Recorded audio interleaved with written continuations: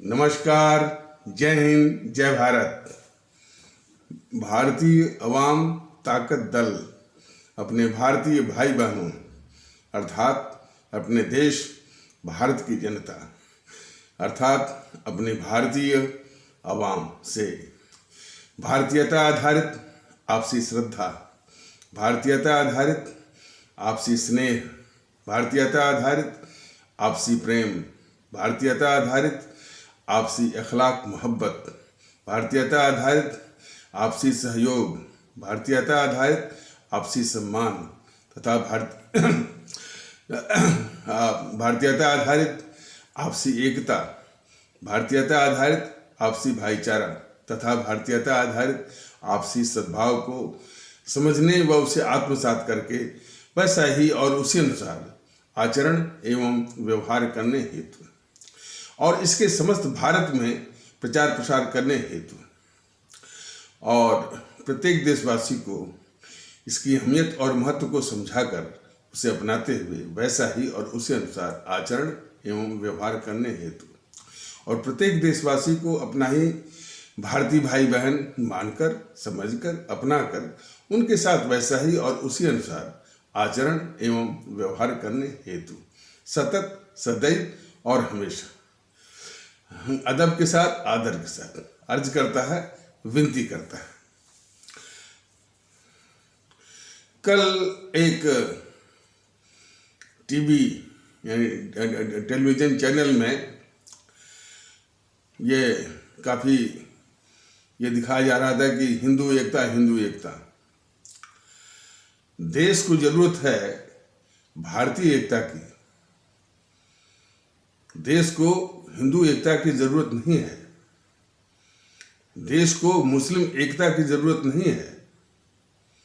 देश को ईसाई एकता की जरूरत नहीं है। देश को सिख पंथ की एकता की जरूरत नहीं है। देश को पंजाबी एकता की जरूरत नहीं है।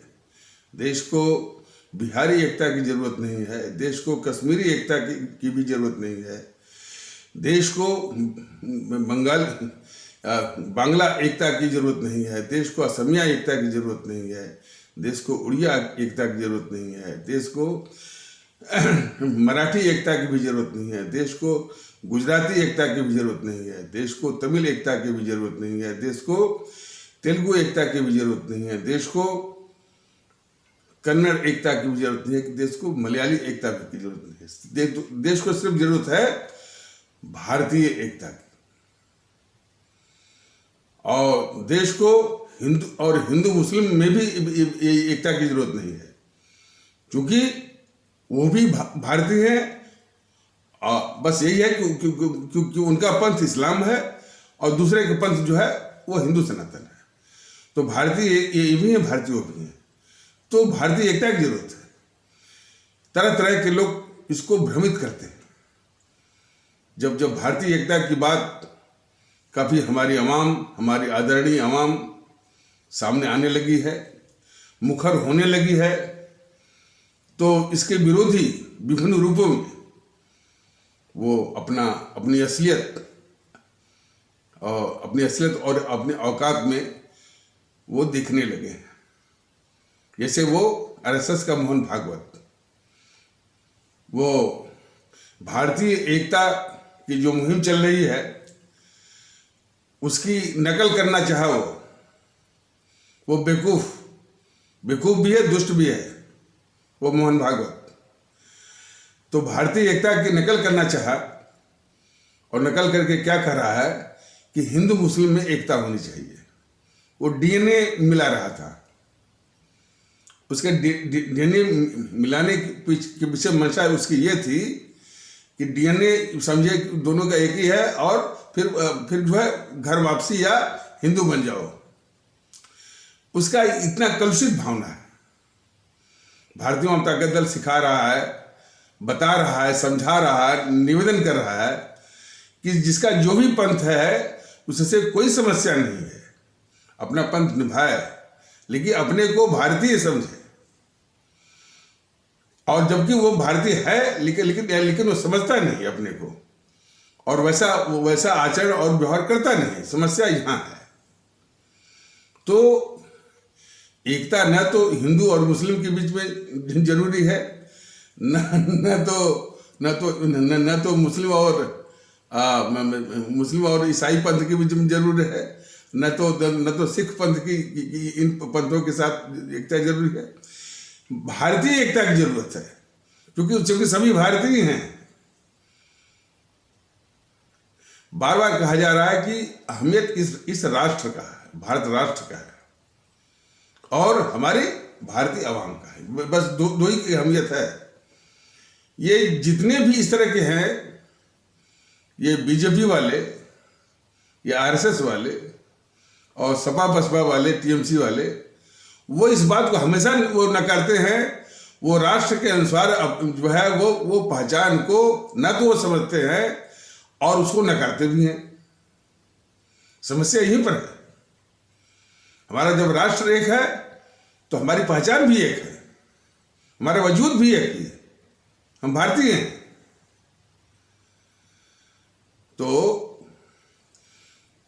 तो अब इसको, भारतीय एकता को माने वो नकारने के लिए ये सब जो है हिंदू एकता की बात ये शुरू कर रहे हैं।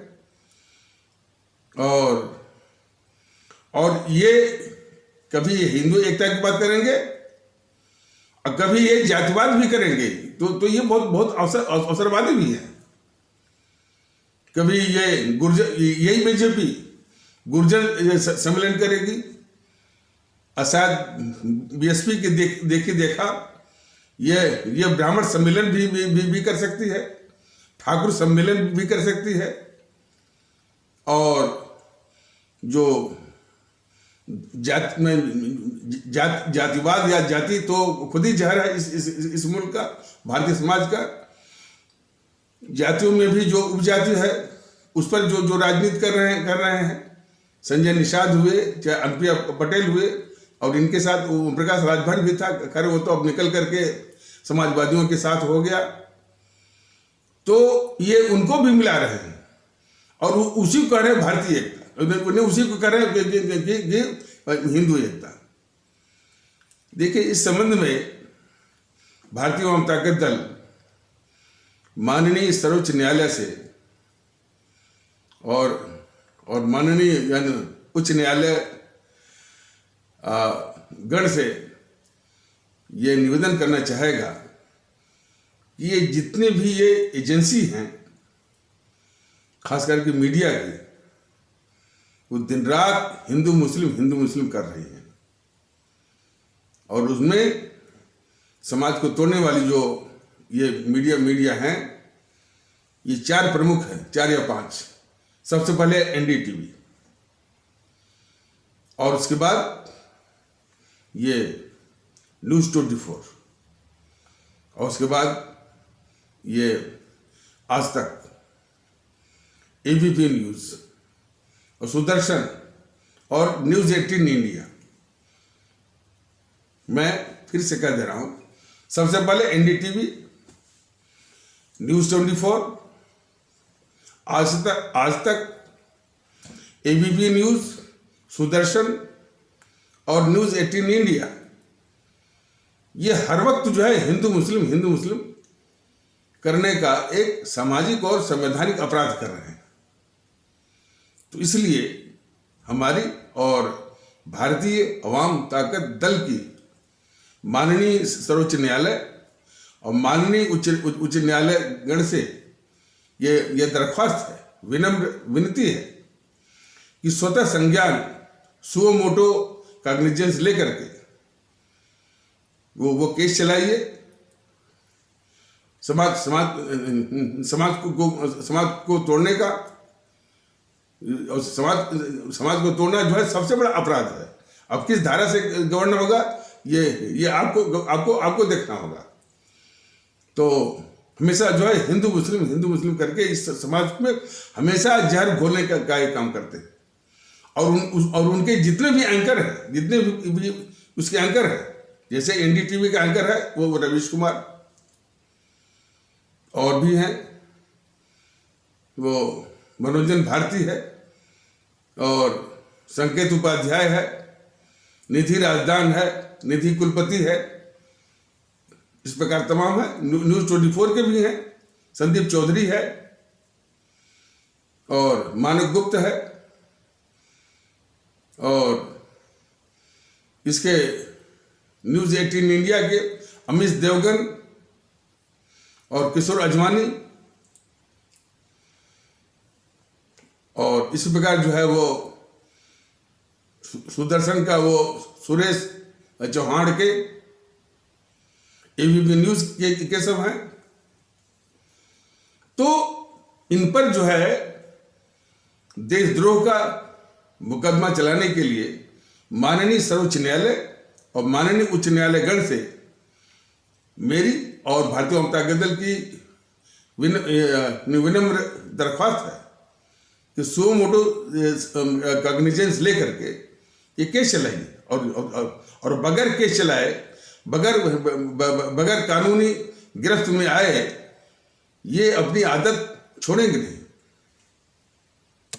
तो देश में जिस एकता की जरूरत है वो है भारतीय एकता, और इसके अलावा जितना भी इस तरह से वो एकता की बात करते हैं कि हिंदू एकता, मुस्लिम एकता, ठाकुरों की एकता, ब्राह्मणों की एकता और व्यापारिक वर्ग की एकता, सब जो है भारतीय एकता के रास्ते के रोड़े हैं, बाधक हैं। इसको समझना चाहिए, और इसीलिए उसमें जो अपनी आइडेंटिटी ढूंढते हैं, अपनी पहचान ढूंढते हैं, वो भी राष्ट्र विरोधी है, देश विरोधी है। तो जहां एक और ये खुराफात चल रही है हिंदू एकता के नाम पर भारतीय एकता को कमजोर करना, वहीं दूसरी ओर वो जो इसमें देश का सबसे बड़ा गद्दार, देशद्रोही राहुल गांधी और उसके जितने सिपा सालार, वो हिंदू सनातन पर आक्रमण करने के लिए उन्होंने एक हथकंडा अपनाया है कि हिंदू अलग है और हिंदुत्व अलग है। ये सबसे खुराफाती उन समूह की एक साजिश उच्चाल है, उसको नाकाम करना चाहिए। देखिए, पिछले कुछ एपिसोडों के माध्यम से यह बताने की कोशिश की गई थी, भारतीय जनता दल तो निवेदन कर रहा, समझा ही रहा है, भारतीय एकता के लिए भी समझा रहा है और इस देश के दुश्मनों को पहचानने के लिए भी समझा रहा है। लेकिन समस्या आकर के वहां अगर रुक जाती है कि जो इस देश का शत्रु है, देशद्रोही है, उसको वोट क्यों मिल रहा है। जिस जीएनपीसी ने हमारे सिख आस्था वाले भारतीय भाई बहनों यानी 6000 का सरेआम कत्ल करवाया, वही हमारे सिख आस्था वाले भारतीय भाई बहन पंजाब के इस जीएनपीसी या कांग्रेस को वोट क्यों कर रहे हैं? कौन सी मजबूरी है? क्यों उनकी सरकारें बनवा रहे हैं? इस सवाल का जवाब ढूंढना ही पड़ेगा और इस सवाल का सामना करना ही पड़ेगा। जो जीएनपीसी इस देश की शत्रु है, उसको करणी सेना वाले जो है राजस्थान के अभी भी समर्थन क्यों कर रहे हैं? केरल के हमारे भारतीय भाई बहन वो दावा करते हैं, उनका दावा सही भी है कि वो भारत के सबसे शिक्षित प्रदेश के रहने वाले भारतीय भाई बहन हैं। ये दावा तो सही है, लेकिन वो दावा तुरंत खोखला हो जाता है जबकि आप देश के दुश्मन राजनीतिक दलों को उनको वोट करके, उनको चुन करके सदन में या सत्ता में भेज रहे हैं। तो ये आखिर ये कलंक जो है वो कब जाएगा? ये सवाल है हमारे केरल में रहने वाले भारतीय भारतीय भाई बहनों से, और यही सवाल हमारे मध्य प्रदेश के भारतीय भाई बहन, छत्तीसगढ़ के भारतीय भाई बहन, मध्य प्रदेश के भारतीय भाई बहन और झारखंड के भारतीय भाई बहन से है कि अभी भी इस जेएनपीसी जो इस देश की सबसे बड़ी अभिशाप है। अब सोचिए कि इससे बड़ा अभिशाप कौन होगा जिसने इस देश को बंटवाया और बंटवा करके 25 से 30 लाख लोगों को मरवाया। 3 करोड़ हमारे भारतीय भाई बहनों के घर उजाड़े और इसके बाद किसको नहीं मरवाया। अपने राजनीतिक महत्वाकांक्षा के रास्ते का सबसे बड़ा कांटा मानते हुए हमारे परम आदरणीय राष्ट्रभक्त शिरोमणि नेताजी सुभाष चंद्र बोस को भी मरवाया इसलिए इसी गद्दार जवाहरलाल नेहरू ने। और जब ये सत्ता हथिया लिया 1947 में, हालांकि इसको सत्ता हथियाने में वो गद्दार मोहनदास करमचंद गांधी ने इसकी सहायता की थी। दोनों ने मिल करके ये पूरा तांडव किया है, देश को बांटना और सत्ता हथियाना। लेकिन जब उसको सत्ता मिल गई, आप लोग अपराधियों के विषय में तमाम किस्से और घटनाएं सुनते होंगे, फिल्मों में भी देखते होंगे कि जो शारीरिक किस्म का अपराधी होता है, जब वह अपने किसी साथी की मदद से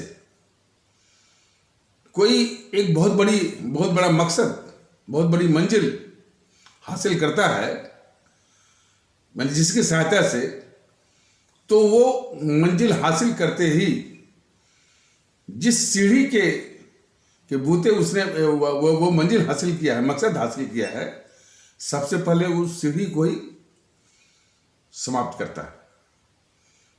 इसलिए कि हो सकता है कि सीढ़ी बाद में उसके लिए खतरा बन जाए, अक्सर आप देखें। तो ये जो जेएनपीसी है, गांधी नेहरू परिवार चांदा चौकड़ी काकस, या उसका नेहरू जो है बहुत ही खतरनाक किस्म के थे। इसका अंदाज हमारे भोले भाले भारतीय भाई बहनों को नहीं होगा। लेकिन ज्यों ही इसको सत्ता मिल गई, और वो भी गद्दार मोहनदास करमचंद गांधी की बदौलत या उसकी सहायता से, तो ये मोहनदास करमचंद गांधी जो है जवाहरलाल नेहरू के लिए खतरा बन सकते थे, कभी भी मुंह खोल भी सकते थे। इसलिए उनको तुरंत रास्ते से हटाना इस गद्दार जवाहरलाल नेहरू के लिए जरूरी हो गया था। और उसी ने साजिश करके इस मोहनदास करमचंद गांधी को 1 साल भी नहीं बीता, 1 साल क्या, अगस्त 1947 में सत्ता इसने हथियाई। हालांकि प्रधानमंत्री तो वो पहले भी बन गया था, लेकिन अंग्रेजों के जाने के बाद। तो 15 अगस्त 1947 में सत्ता इसने हथियाई थी गद्दार जवाहरलाल नेहरू ने, और 30 जनवरी 48 तक वो समाप्त कर दिया इनको। गद्दार जवाहरलाल नेहरू ने 30 जनवरी 1947 को जो है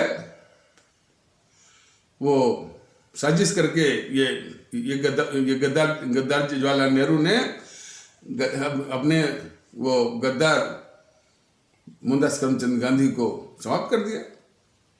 अब यहां पर एक बहुत बड़ी साजिश फिर की गई। इनका एक साथी है आरएसएस, और हमेशा जो है इनके साथ और बड़ी शातिराना ढंग से और एज ए कैट स्पा, बिल्ली के पंजे की तरह हमेशा जेएनपीसी की रक्षा करता रहता है। तो तुरंत इसने अपना एक गोडसे, नाथूराम गोडसे को भेज दिया और उसको सिखा पढ़ा करके और रट के साथ कि हमने ही गांधी को मारा, हमने ही गांधी करके वो सामने आ गया। और वो यहां तक कि उसने एक किताब भी लिख डाली कि हमने गांधी को क्यों मारा। लेकिन आज भी उस मोहनदास करमचंद गांधी की हत्या की जांच ठीक से हो। हालांकि कागजी दस्तावेज या कागजी प्रमाण मिलने में शायद मुश्किल हो सकती है, लेकिन सर्कमस्टेंशियल एविडेंसेस यानी परिस्थिति जन्य जो है वो साक्ष्य मिल सकते हैं, और जो कि साबित कर देंगे कि ये साजिश जो है उसी गद्दार जवाहरलाल नेहरू की ही है। इसके बाद इस जवाहरलाल नेहरू ने ये डॉक्टर श्यामा प्रसाद मुखर्जी, जो कि उसी के मंत्रिमंडल के सहयोगी थे, लेकिन उन्होंने जनसंघ बना ली थी या स्थापित किया था, उसको मरवाया शेख अब्दुल्ला के जरिए। और इसकी बेटी भी उतनी ही गद्दार थी देश की, और काफी लोगों को मरवाया उसने, शास्त्री जी को, पंडित दीनदयाल उपाध्याय को, और अपने सहयोगी, अपने मंत्रिमंडल के सहयोगी ललित नारायण मिश्र को, और एक नगरवाला को जो वो बैंक का कर्मचारी था, वो शायद जिंदा रहता तो ये भी कारनामा उस गद्दार इंदिरा गांधी का सामने आता कि यह फ्रॉड करके बैंकों से कैश निकलवाती थी। और जितनी भी इन सबों ने हत्याएं करवाई, किसी की भी जांच इन सबों ने होने नहीं दिया। सुभाष चंद्र बोस हमारे जो परम आदरणीय राष्ट्रभक्त शिरोमणि नेताजी सुभाष चंद्र बोस को जब इसने गद्दार जवाहरलाल नेहरू ने रूसी शासकों से मिल करके रूस के जेल में निर्मम यातनाएं दे करके मरवाया, तो हत्या करवाई, तो उनके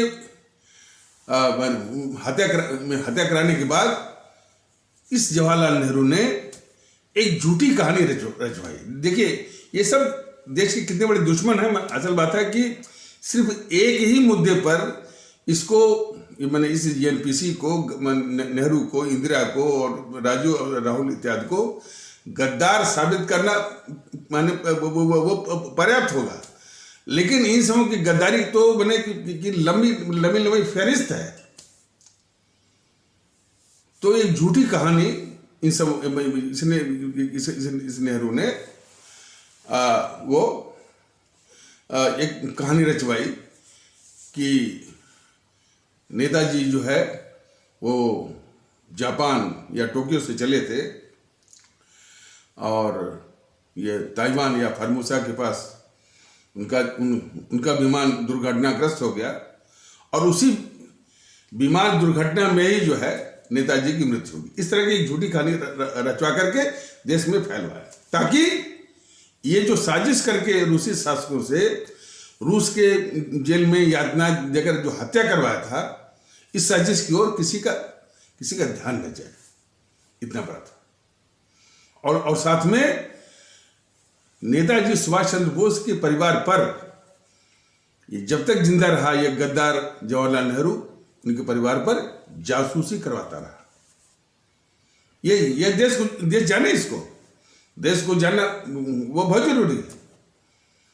तो ये जो झूठी कहानी इसने रचवाई कि नेताजी सुभाष चंद्र बोस का देहांत जो है वो विमान दुर्घटना में हुआ था, ये कहानी लोगों को सच्ची लगे, ताकि जो साजिश करके हत्या करवाया था उसकी ओर किसी का ध्यान न जाए।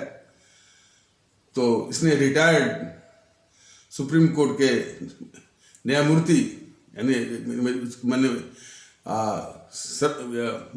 सर्वोच्च न्यायालय के सेवानिवृत्त न्यायमूर्ति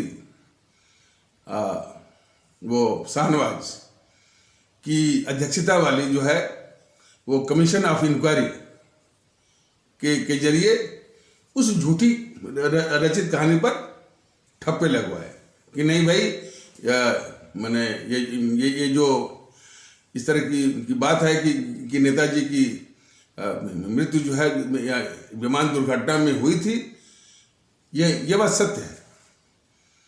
तो न्यायमूर्ति यानी सर्वोच्च न्यायालय के सेवानिवृत्त न्यायमूर्ति शाहनवाज के द्वारा वो उस पर सत्यता की मुहर लगवाई थी, ताकि लोगों को इस पर विश्वास हो। और इतने से संतोष नहीं हुआ तो उसकी जो बेटी, इस गद्दार नेहरू की, गद्दार जवाहरलाल नेहरू की बेटी, वो भी बहुत बड़ी गद्दार थी इस देश के दुश्मन। उसने जो है खोसला जो है वो भी सेवानिवृत्त वो सर्वोच्च न्यायालय के सेवानिवृत्त न्यायमूर्ति थे। तो उनकी अध्यक्षता वाली कमीशन ऑफ इंक्वायरी के जरिए फिर उसी रचित कहानी, ये जिस पर एक बार ठप्पा लग चुका था न्यायमूर्ति शाहनवाज का, तो दूसरी बार ये ठप्पा लगा दिए न्यायमूर्ति खोसला साहब ने, जो ये इस तरह की बात है कि उनकी नेताजी की मृत्यु जो है हवाई जहाज दुर्घटना में हुई है, ये बात सत्य है। लेकिन देश को मतलब कि काफी बेचैनी थी कि ये मतलब दाल में काला क्या पूरी दाल ही काली है, और बेचैनी थी कि सत्यता जानने के लिए, और किसी को विश्वास नहीं था कि इसलिए कि तमाम इस तरह के प्रमाण थे कि नेताजी बाद में वो रूस गए थे। तो ये बात काफी लोगों के मस्तिष्क में था, लोग जो है इस बात के लिए बेचैन थे और जानने के लिए बहुत जिज्ञासु थे, उनकी जिज्ञासा थी।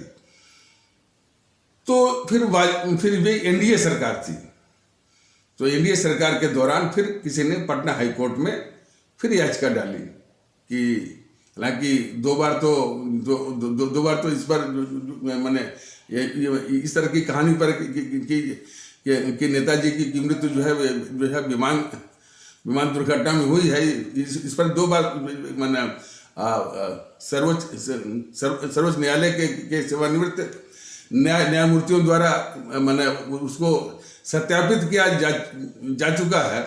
लेकिन फिर भी देश की जनता वो जानना चाहती है। तो इस तरह की याचिका जो है पटना हाईकोर्ट में लगी, और पटना हाईकोर्ट ने एनडीए सरकार को आदेश दिया, और फिर सर्वोच्च न्यायालय के सेवानिवृत्त न्यायमूर्ति मुखर्जी साहब, उनकी अध्यक्षता में तीसरी बार कमीशन ऑफ इंक्वायरी बनी। और वो मुखर्जी साहब वाली जो है कमीशन ऑफ इंक्वायरी ने ये निष्कर्ष दिया कि विमान दुर्घटना के द्वारा या विमान दुर्घटना में नेताजी की मृत्यु हुई, ये कहानी सत्य नहीं है।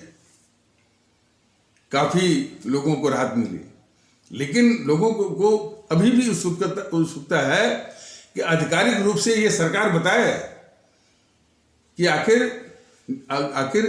वो इतने बड़े राष्ट्र महानायक, परम आदरणीय राष्ट्रभक्त शिरोमणि नेताजी सुभाष चंद्र की मृत्यु हुई कैसे आधिकारिक रूप से। वैसे तो जो अभी मैंने बताया, ये तो कुछ खबरों को काफी तथ्यों को जोड़ते इस तरह की बात आई है। लेकिन सरकार के द्वारा आधिकारिक रूप से अभी ये पता लगाना बाकी है कि हमारे राष्ट्र महानायक परम आदरणीय राष्ट्रभक्त शिरोमणि नेताजी सुभाष चंद्र की मृत्यु आखिर हुई कैसे। ये देश के ऊपर कर्ज है और जानना जरूरी है। उनके संबंध में काफी जो है फाइलें जो है वो दाब करके इसी प्रधानमंत्री कार्यालय में रखी हुई हैं, क्लासिफाइड करके। कोई भी आरटीआई से पूछता है, एक अग्रवाल करके थे, बहुत पीछे लगे, लेकिन सब बोलते हैं हमने आरटीआई लाया, और वहां पर आरटीआई ने काम किया ही नहीं। झूठ बोलते रहे कि यदि इसको हमने बता दिया, मैंने इस क्लासिफाइड फाइलों को डी क्लासिफाई कर दिया, तो हमारे कुछ देशों से संबंध खराब हो जाएंगे, मैंने झूठा तक। और इस संबंध में बताना ये भी जरूरी है कि ये जो राष्ट्रवादी बनते हैं मोदी जी, जो हमारे आपके प्रधानमंत्री हैं, ये भी कितने झूठे हैं, इस संबंध में बताना जरूरी है। जब ये गुजरात के मुख्यमंत्री थे तो सुभाष चंद्र बोस के पोते हैं, उनका नाम है चंद्र कुमार बोस।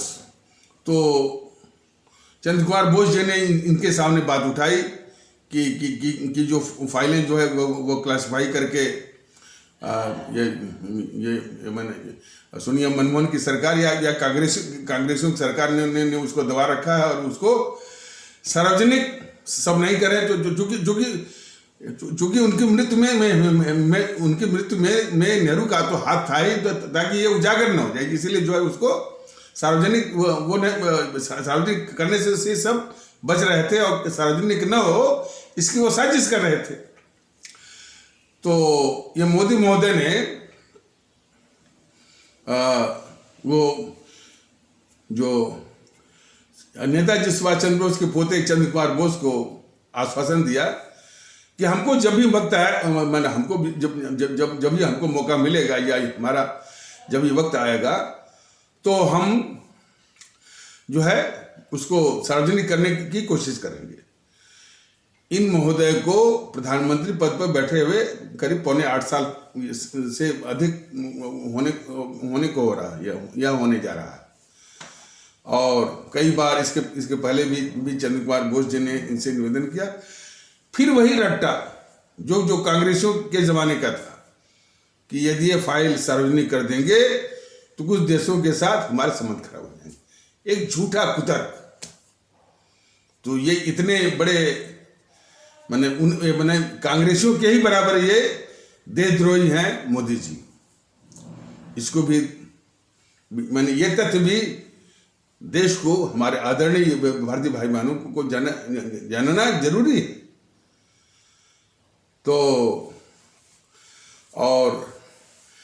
तो कहने का मतलब यह है कि जहां पर ये जेएनपीसी का पूरा इतिहास वो रंगा हुआ है भारतीयों के खून से,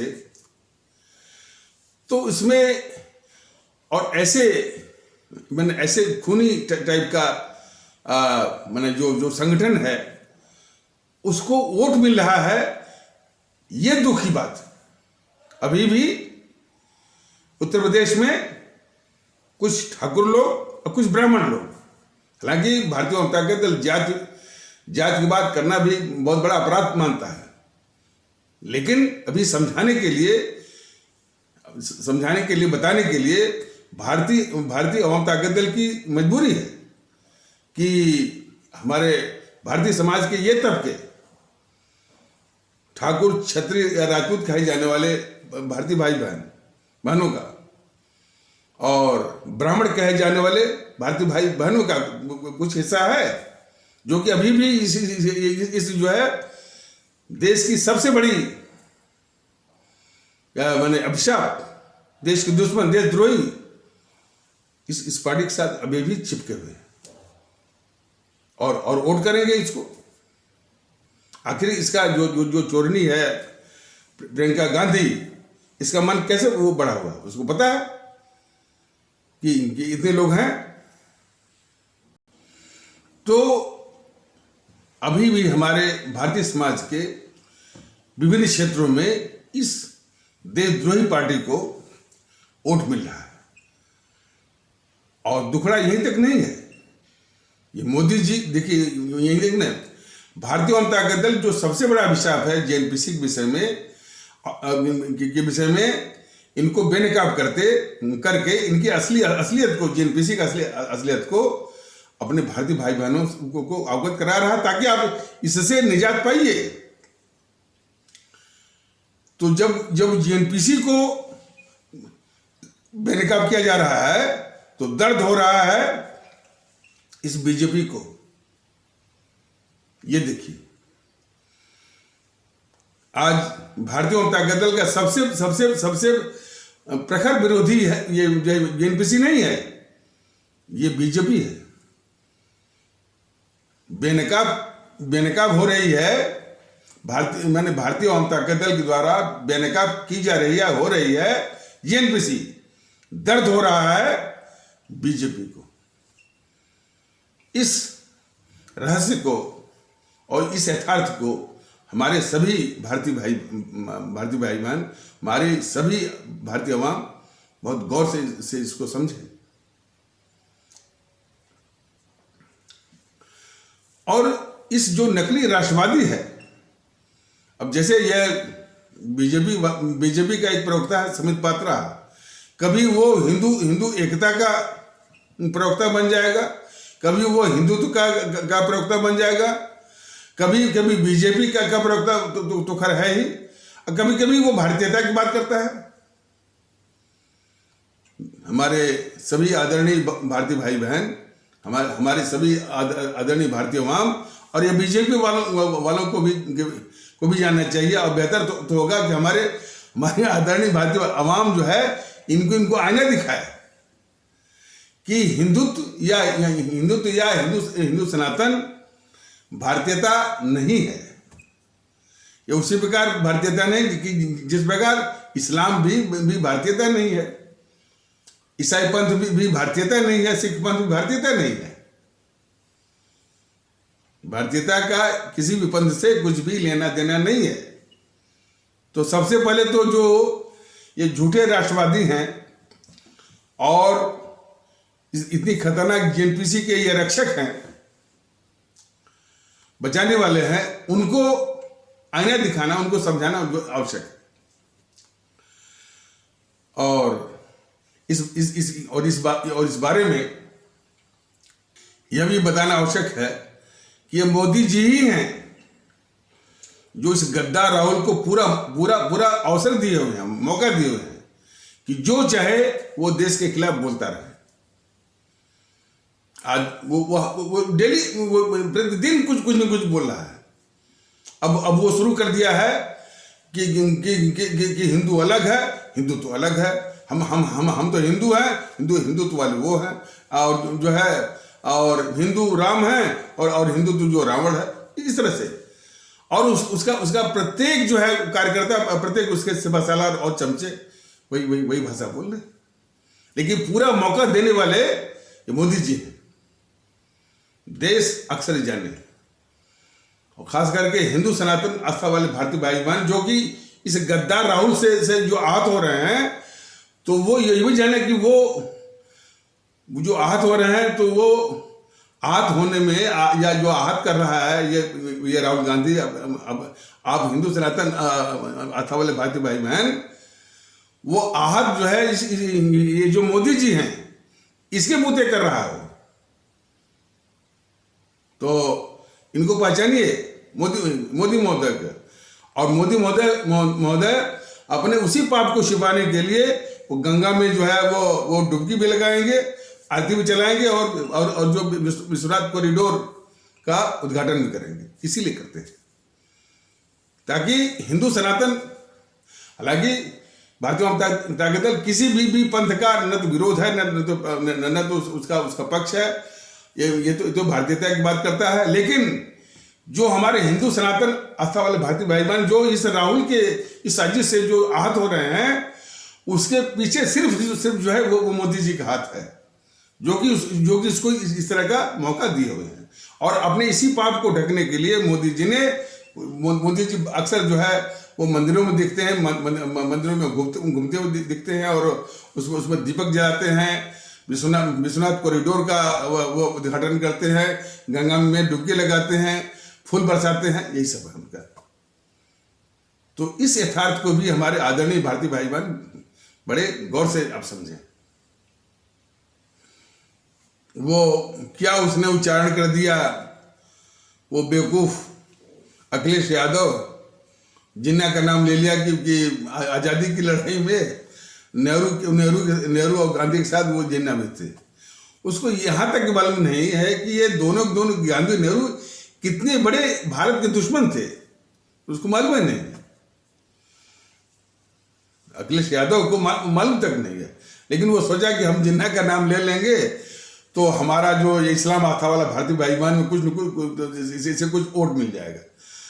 अरे भाई, ऐसी बेवकूफ़ी मत करो अखिलेश यादव, ऐसी बेवकूफ़ी मत करो। हमारे इस्लाम आस्था वाले भारतीय भाई बहन जो है वो मूल परस्त हैं, उनको चिंता इस देश की है। तो जो इस भ्रम में बोलते रहते हो कि जिन्ना का नाम वो ले लेंगे तो जो है कुछ वोट मिलेगा, इस भ्रम से बाहर आ जाओ। और वैसे भी भारतीय जनता पार्टी दल ने कहा कि भाई जिन्ना इस देश के लिए माने उतने खतरनाक नहीं है, खतरनाक है भी नहीं। असली खतरनाक तो गद्दार जवाहरलाल नेहरू है। अब देखिए, अब जिन्ना की बात उन्होंने कहा, बस अब ये जो जो जो जो जो दूसरे बेवकूफ हैं, यही योगी आदित्यनाथ पर शुरू हो गए। और अब मीडिया भी सबसे बदमाश और सबसे माने कि देशद्रोही, देश का दुश्मन ये मीडिया है। जिन्ना को हमेशा जो है शैतान के रूप में पेश करके और ये गद्दार जवाहरलाल नेहरू की गद्दारी को कुछ छुपाने की साजिश करता है ये मीडिया। भारतीय जनता दल ने बराबर बताया है कि इस देश का अभिशाप जिन्ना नहीं है, गद्दार जवाहरलाल नेहरू है। तो जरा सा मैंने जो बेवकूफ आदित्यनाथ हैं, जो कि मुख्यमंत्री हैं उत्तर प्रदेश के, उनको आईना दिखाया जाए। योगी आदित्यनाथ महोदय, आपको जानना चाहिए कि आपके एक कद्दावर नेता थे लालकृष्ण आडवाणी, और वो कद्दावर नेता भी थे और कई बार जो है इसी आपके भारतीय जनता पार्टी के वो कद्दावर नेता भी थे, और एक बार जो है प्राइम मिनिस्टरियल कैंडिडेट थे। 2009 का जो लोकसभा चुनाव था उसमें भारतीय जनता पार्टी ने उनको प्रधानमंत्री का पद के उम्मीदवारी पेश करके उन्हीं के इस यानी प्रधानमंत्री पद के उम्मीदवारी में ही या उनको आगे रख करके ही उसने 2009 का लोकसभा का चुनाव लड़ा था। हालांकि वो हार गए, बात दूसरी है, मैंने उतना बहुमत नहीं आया। तो ये कद था उनका, आडवाणी जी का। वो आडवाणी जी जिन्ना साहब की तारीफ कर चुके हैं। तो बेवकूफ योगी आदित्यनाथ जरा आप समझिए इस बात को, तारीफ कर चुके हैं। तो बल्कि उनसे पूछ लिए होते, योगी आदित्यनाथ महोदय उनसे पूछ लिए होते कि भाई आपने जिन्ना साहब की जो तारीफ किया किस आधार पर किया। और मैं समझता हूं कि आडवाणी से अधिक आप बुद्धिमान नहीं होंगे आप, ऐसी बात नहीं है। तो ये समझना चाहिए। और वैसे भी थोड़ा सा इतिहास पढ़ लीजिए। देश के अभिशाप जो है मोहनदास करमचंद गांधी है, जो बराबर झूठ बोलता रहा कि पाकिस्तान मेरी लाश पर बनेगा, मेरी लाश पर बनेगा, मेरी लाश पर बनेगा, और जो पाकिस्तान बनने के पहले मेरे 2 टुकड़े कर देना। वह कैसे कैसे जो है, सबसे पहले तो जो है मौलाना आजाद, जो कि 46 में 7 साल तक वो कांग्रेस अध्यक्ष लगातार थे, उनसे तुरंत वो इस्तीफा लिया और उनसे दबाव डाला कि सार्वजनिक रूप से आप कहिए। ये गद्दार मोहनदास करमचंद गांधी जो है मौलाना आजाद से दबाव डाला कि सार्वजनिक कहे कि भाई हम जो है नेहरू के पक्ष में जो हट रहे हैं। ये गद्दार था।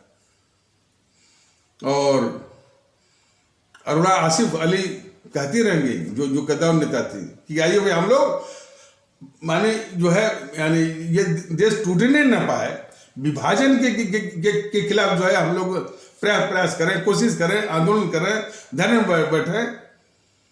और वो नाटक भी करता रहा कि पाकिस्तान मेरी लाश पर बनेगा। लेकिन जब खुद अरुणा आसिफ अली ने कहा कि आइए हम लोग मिलकर के मैंने वो आंदोलन करें, धरने पर बैठे, इनकार कर दिया। जबकि उसमें हिंदू, मुस्लिम और सिख मिलकर के बने बहुत बड़ी एकता का वातावरण था। अब इसीलिए कांग्रेस की जो कद्दावर नेता थी अरुणा आसिफ ने चिट्ठी भी लिखी थी कि हम लोग इस एकता के वातावरण का इस्तेमाल करके देश को बंटने से बचाएं। तो उसने एकता को ही खारिज कर दिया। वो अरे बहुत शातिर था वो, ये मोहनदास करमचंद गांधी बहुत ही शातिर था। हालांकि तमाम चिट्ठी लिखी कि नहीं कि इसका इस्तेमाल किया जाए, माना नहीं।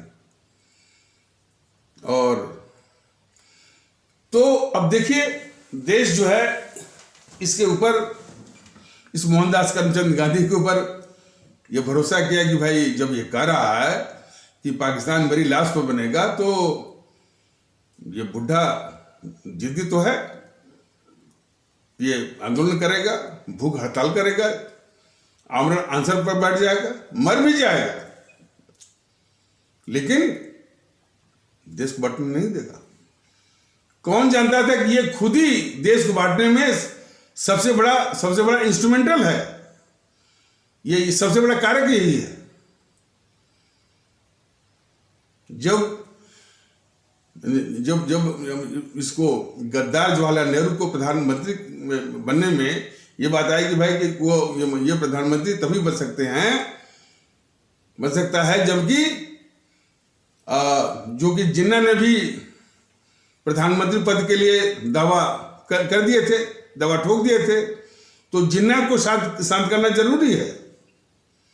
तो जिन्ना के मुंह में एक टुकड़ा डालने के लिए देश को बांटना जरूरी है।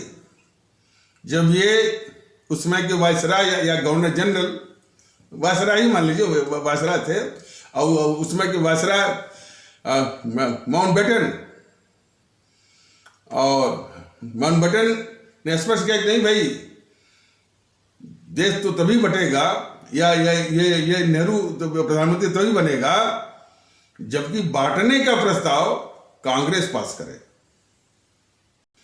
जब ये बात जनता में फैली कि भाई जो है माउंटबेटन ने ऐसा कहा है, वायसराय माउंटबेटन की, भाई देश बांटने का प्रस्ताव जो है कांग्रेस पास करेगी तभी देश बटेगा, देश के लोगों ने बड़ी राहत की सांस ली। ये जानते हो कि भाई ये कांग्रेस कांग्रेस आज़ादी की लड़ाई तो लड़ी नहीं, ठीक है, मुखौटा पहने रही आज़ादी की लड़ाई लड़ने का, और आज़ादी की लड़ाई न लड़ करके ये अंग्रेजी सरकार की मुखबिरी करती रही, दलाली करती रही और चमचागिरी करती रही। ये जनता को मालूम था, जनता को ये भी मालूम था कि भाई आज़ादी के लिए तो हमारे ये जो क्रांतिकारी राष्ट्रभक्त देशभक्त हमारे शहीद थे, ये यानी हमारे सुभाष चंद्र बोस, भगत सिंह, चंद्रशेखर आजाद, अशफाकुल्ला जो है, ये आज़ादी की लड़ाई लड़ रहे हैं, ये जनता को मालूम था। तो कांग्रेस के विषय में जनता जानती थी कि भाई ठीक है, ये आज़ादी की लड़ाई लड़ने के नाम पर जो माने अंग्रेजी सरकार के साथ जो मुखबिरी, दलाली और चमचागिरी कर रही थी, लेकिन देश को बांटना ये किसी को विश्वास नहीं था कि भाई कि देश को बांटने का प्रस्ताव ये पास करेगी, किसी को विश्वास नहीं था। लेकिन लोगों का विश्वास टूट गया, और इस कांग्रेस की दोनों बॉडीज ने, यानी कार्य समिति वाले जो वर्किंग कमेटी और जो उसकी जनरल बॉडी थी, जो सामान्य सभा थी, दोनों से। और ये भी बात सत्य था कि कांग्रेस जो है, चाहे वो वर्किंग कमेटी हो और चाहे जनरल बॉडी हो, तैयार नहीं थी। लेकिन ये गद्दार मोहनदास करमचंद गांधी ने क्या क्या उलूल जुलूल तर्क दे करके, दबाव में ले करके कांग्रेस की कार्य समिति से भी और जनरल बॉडी से देश को बांटने का प्रस्ताव पास करवाया। बताइए, एक ओर तो कह रहा है कि पाकिस्तान मेरी लाश पर बनेगा, और यही जो है कांग्रेस को दबाव में डाल करके देश को बांटने का प्रस्ताव भी पास करवा रहा है। तो इतना बड़ा झूठा और देश के साथ इतना बड़ा विश्वासघात करने वाला सिर्फ जो है गद्दार मोहनदास करमचंद गांधी ही हो सकता है। इसको समझिए। यह इस जेएनपीसी को भी मालूम है और बीजेपी वालों को भी मालूम है कि जिस वक्त हमारे परम आदरणीय राष्ट्रभक्त शिरोमणि नेताजी सुभाष चंद्र बोस, शहीद आजम भगत सिंह, अमर शहीद चंद्रशेखर आजाद, अमर शहीद अशफाक उल्लाह, अमर शहीद खुदीराम बोस, अमर शहीद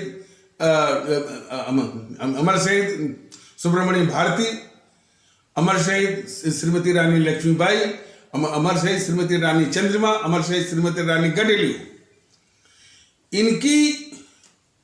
इनके विषय में चर्चाएं चल पड़ेंगी तो और देश में वो माहौल आएगा देशभक्ति का, और धीरे धीरे जो है इन समूह की जो है गद्दार मोहनदास करमचंद गांधी और गद्दार जवाहरलाल नेहरू की सारी बखिया जो है उतर जाएगी।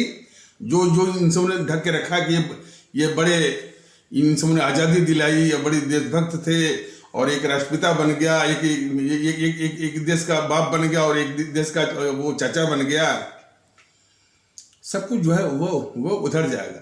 तो किसी तरह से इन लोगों को बैकग्राउंड में रखने की कोशिश, और इसी जेएनपीसी की कोशिश में जरा साजिश देखिए इसे बीजेपी की, वो सुभाष चंद्र बोस न तो सुभाष चंद्र बोस की, न तो भगत सिंह की, न तो जो है चंद्रशेखर आजाद की, न तो अशफाक उल्लाह की, न तो खुदीराम बोस की, और किसी की भी नहीं, सिर्फ गोडसे सावरकर को जो लाना जो है, इन दोनों की मिली भगत है, जेएनपीसी की भी और बीजेपी की भी। इसमें हित तो सदता है जेएनपीसी का, लाती है ये बीजेपी वो गोडसे को ही वो अपना उसी को ग्लोरीफाई करती है, उसी का महिमा मानन करती है, तुरंत कहती है कि गोडसे गांधी का हत्यारा और मैं गांधी की पार्टी में और हम गांधी की पार्टी की, अपना वो मंच इनसे बीजेपी से ऊंचा कर लेती है। कौन? जेएनपीसी, जो कि इस देश की सबसे बड़ी अभिशाप है। गांधी नेहरू परिवार चांडार चौकड़ी कागज जो है जो इस देश का अभिशाप है, गोडसे का नाम आते ही जो है बीजेपी को नीचे और अपने को ऊंचा। ये साजिश बीजेपी की भी है, क्योंकि बीजेपी हर तरह से इस जेएनपीसी को बचाती है और उसको रक्षा करती है। और सावरकर जी, अब बताइए, सावरकर पर एक और से, और जेएनपीसी नहीं, जितने भी इस्लाम आस्था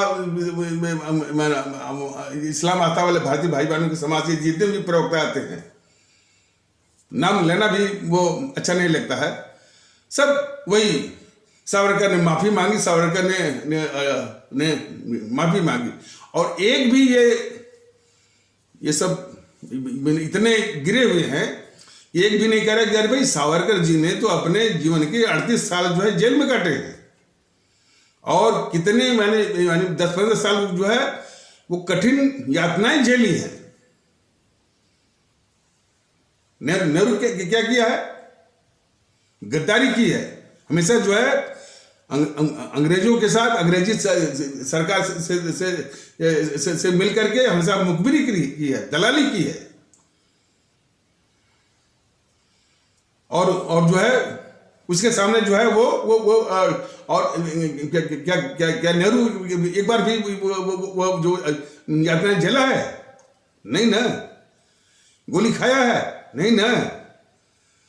बस मैंने यानी सावरकर के आगे नेहरू को ऊंचा दिखाने के लिए, इस गद्दार जवाहरलाल नेहरू को ऊंचा दिखाने के लिए सावरकर पर झूठा इल्जाम, और उसमें बीजेपी वाले कितने शामिल हैं इसको भी देखने की जरूरत है। कि जब वो माफी मांगी का जब इस तरह की कंट्रोवर्सी सब उठाते हैं दोनों मिलकर के, बीजेपी और कांग्रेस वाले, जेएनपीसी वाले, तो राजनाथ बोलता है कि हाँ उन्होंने माफी मांगी थी वो गांधी के कहने पर। कितना घटिया किस्म का है वजह। जिस जिस गांधी ने गद्दारी की हो इस मुल्क के साथ जो है, अंग्रेजी सेना में भारतीयों को भर्ती करा करके अंग्रेजों की सहायता के लिए, उसके लिए ये राजनाथ बोला है कि गांधी के कहने पर। अरे गांधी की जो गद्दारी को छुपाने के लिए और उसकी तुलना सब करते हैं वो सावरकर से। अरे ये जेएनपीसी के चाटुकार इतिहासकार तो 1857 की क्रांति, जैसा बताया गया है, जो कि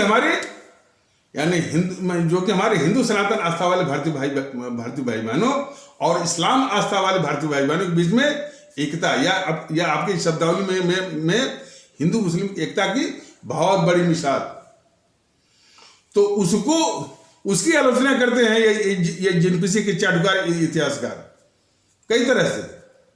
लेकिन सावरकर जी ने उस पर वो किताब लिखी है, फर्स्ट वॉर ऑफ इंडिपेंडेंस, उसको ये सब करते हैं। और लेकिन सावरकर को नीचा दिखाने की साजिश में ये बीजेपी भी शामिल है और जेएनपीसी का तो इसमें हित है ताकि गद्दार मोहनदास करमचंद गांधी और गद्दार जवाहरलाल नेहरू की गद्दारियों को छिपाने के लिए जरूरी है कि इनको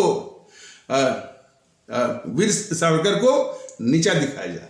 तो वीर सावरकर को नीचा दिखाने में भी ये बीजेपी इसी जेएनपीसी के साथ में। तो बताया जा रहा था कि बेनकाब किया जा रहा है जेएनपीसी को, दर्द हो रहा है बीजेपी को। बताइए, इस गद्दार राहुल गांधी के बाप का नाना ने 45,000 वर्ग मील 1962 में भारत की जमीन दे दिया वो दुश्मन चीन को, अक्साई चीन के रूप में। उसको ये मोदी महोदय मौका दे रहे हैं कि वो उल्टा कह रहा है कि मोदी जी जो चीन की सेना घुसा रहे। ये देखिए ना किस तरह से जो है इस गद्दार राहुल गांधी की मदद करते हैं मोदी जी। देखिए, ऐसा है कि मोदी जी अभी बहुत गुमान में है और सोच रहे हैं कि ये कौन भारतीय ताकत दल है, कौन एसपी सिंह है, और ये तो चीटी भी नहीं है। ठीक है भाई, हम चीटी हैं, आप बहुत बड़े हाथी हैं, लेकिन आपसे बहुत बड़ा हाथी इस देश की जनता है।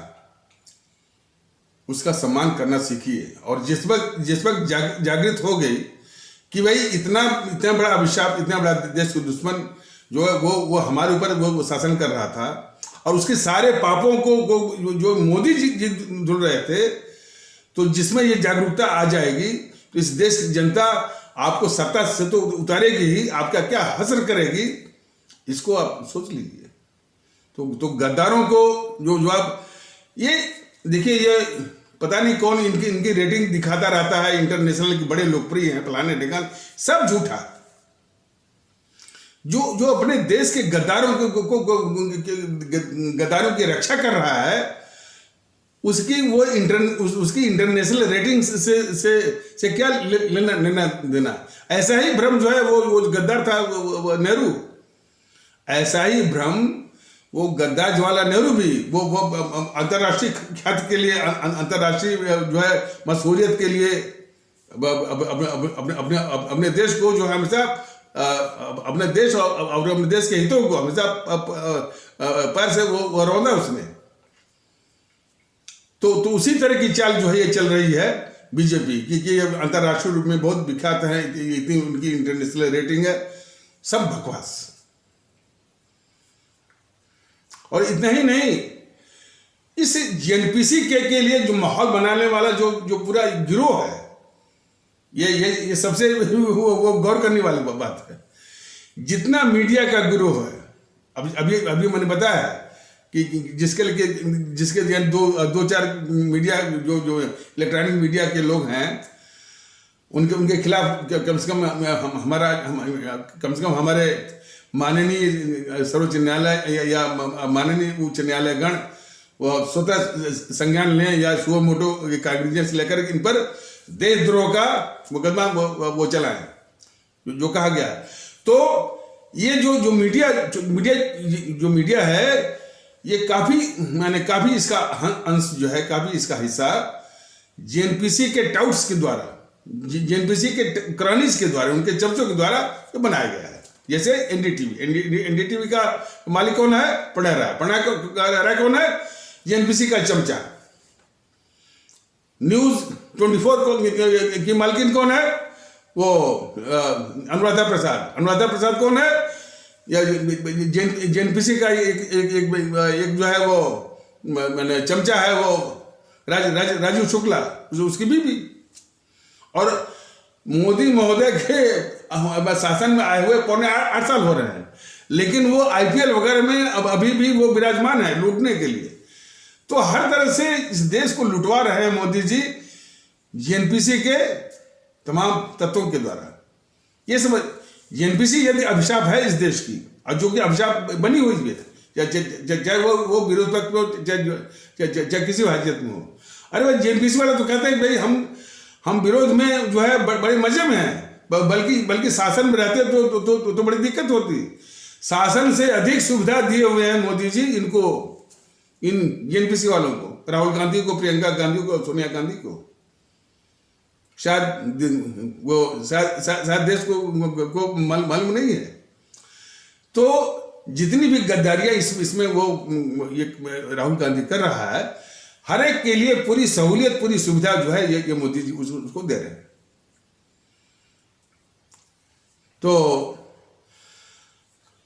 तो ये बताया जा रहा था कि ये जितने भी ये मीडिया है, मतलब एनडीटीवी है, न्यूज 24 है, बताया गया ना, और आज तक जो है वो इंडिया टुडे ग्रुप का है। इंडिया टुडे ग्रुप का मालिक कौन है? अरुण पुरी। अरुण पुरी कौन है? कांग्रेसी चमचा, जेएनपीसी के चमचा, सब ऐसे ही है। जो है न्यूज 18 इंडिया के मालिक कौन है? मुकेश अंबानी क्या है? वो भी कांग्रेसी चमचा है। अब देखिए, ये राहुल गांधी इतना शातिर है कि मुकेश अंबानी का नाम लेकर के वो जो है वो टारगेट करता है मोदी जी को, अडानी अंबानी बोल करके। लेकिन देश को जानना चाहिए कि अंबानी इतना जो फले फूले देश में अब अपना उनका विस्तार हुआ, और विस्तार हुआ, और इतना बड़ा एम्पायर उनका खड़ा हुआ, सिर्फ उसमें जेएनपीसी का हाथ है। जेएनपीसी के ही जमाने में भारत में सबसे महंगा मकान एंटीलिया वाला, जो कि उसमें 9,000 करोड़ का है, और इसमें वो कम से कम 20,000 करोड़ का वो मकान है एंटीलिया। वह जो है जेएनपीसी के ही काल में बना। जेएनपीसी वालों ने ही जो है, जो हालांकि इस अंबानी समूह ने काफी लूटपाट किया है, बात सही है। काफी मैंने हमारे देश के संसाधन का मिलकर के इसी जेएनपीसी के चमचों के द्वारा लूटपाट करके इतना बड़ा वो एम्पायर खड़ा किया है। और ऐसा करने में हमको कोई वो संकोच और गुरेज नहीं है। तो वो जेएनपीसी के ही जमाने में सबसे महंगा मकान एंटीलिया का 9,000 करोड़ का ये बना है, इसे गद्दार राहुल गांधी की सरकार के वक्त में। लेकिन देखिए, हमेशा अडानी अंबानी सब बोलते रहते हैं। तो उसी का चैनल है वो न्यूज 18 इंडिया, तो उसका मालिक है। तो ये सब जो है, अब मैंने हमारे देश के आदरणीय भाई बहन जानेंगे कि जितने भी चैनल हैं वो जेएनपीसी के टाउट्स के द्वारा, उनके चमचों के द्वारा, उनके क्रॉनिक्स के द्वारा स्थापित किए गए हैं। ये रहा। और जितने भी प्रिंट मीडिया है, Hindustan times, Indian express, the Hindu, तो इस देश का बहुत गद्दार। अच्छा, पहली बार आ रहा है कि ये बीजेपी के कुछ जो है वो सोशल मीडिया पर बोलने वाले पहली बार द हिंदू अखबार के विषय में बोल रहे हैं। भारतीय ताकत दल कब से कह रहा है कि ये बहुत ही गद्दार किस्म का अखबार है द हिंदू। उधर फंसाए हुए हैं जितने हमारे आईएएस की तैयारी करते हैं, जो उनका चेहरा बन गया। और उसी मानसिकता के साथ तमाम आईएएस वाले घुस रहे हैं हमारे ब्यूरोक्रेसी में। ये देखिए खतरा। तो देहेंदु भी एक माने ये चीन परस्त, यानी चीन का चमचा, कम्युनिस्टों का अखबार है वो, देश का दुश्मन है वो देहेंदु अखबार। तो देहेंदु है, हिंदुस्तान टाइम्स है, इंडियन एक्सप्रेस है, टाइम्स ऑफ इंडिया है, ये सब जो है जीएनपीसी के ही पक्ष में ये माल बनाते हैं। और फिर दैनिक भास्कर है, अमर उजाला है, पंजाब केसरी है, सब के सब।